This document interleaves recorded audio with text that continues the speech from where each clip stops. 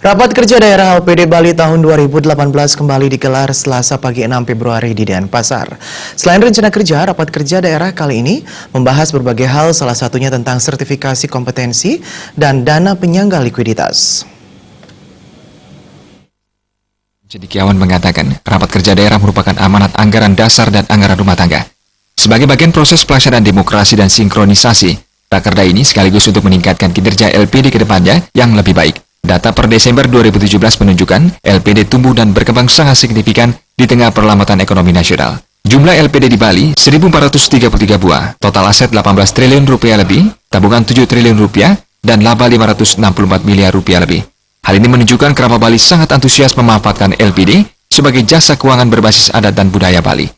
Nyoman Cendekiawan menambahkan selain tentang rencana kerja dan laporan keuangan, rakerda juga membahas tentang sertifikasi kompetensi dan LSP, dana penjamin simpanan, dan dana penyangga likuiditas.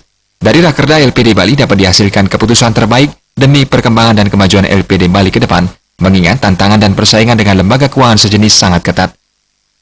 Pentingnya kompetensi, sertifikasi kompetensi bagi kepala LPD seluruh Bali. Di samping memang ya sudah pengalaman untuk mengelola LPD mungkin 34 tahun yang lalu. Yang kedua tentu ada rencana juga untuk pembentukan lembaga penjamin simpanan atau dana penjamin simpanan istilah kita di LPD, dan juga lembaga penyangga likuiditas. Nah, ini juga sangat penting amanat dari Perda bagaimana untuk mengamankan dana-dana masyarakat yang dihimpun oleh LPD sehingga keamanan daripada dana tersebut bisa kita jamin. Sementara itu, Kepala Biro Perekonomian dan Pembangunan Seda Provinsi Bali, Nengah Laba, mengharapkan melalui rapat kerja daerah dapat meningkatkan kemampuan SDM di masing-masing LPD. Dikatakannya, awal pendirian LPD tenaga kerja belum tersertifikasi sekalipun sudah profesional. Untuk membuktikan profesionalisme harus disertifikasi sesuai dengan yang diamanatkan Perda. Sertifikasi kita baru akan membentuk lembaganya dulu. Harapan saya nanti di bulan Maret sudah kita mulai bisa lakukan secara bertahap ya. Seluruh lembaga pengelola LPD ya, termasuk Panureksa tadi sudah dibilang selaku pembina LPD yang ada di masing-masing desa adat.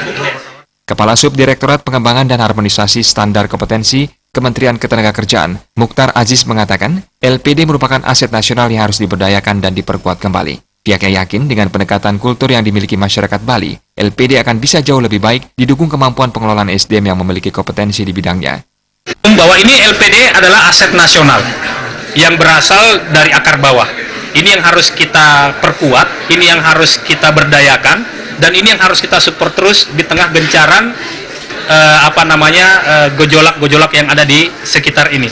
Rakerda diikuti perwakilan LPD seluruh Bali, pengurus BKS LPD, dan didampingi LPD Bali dengan peserta 210 orang. Pada rakerda kali ini juga diisi laporan dana pemberdayaan LPD 2017 oleh Kepala LPD Bali, Nyoman Arnaya. Suparyana, Bali TV.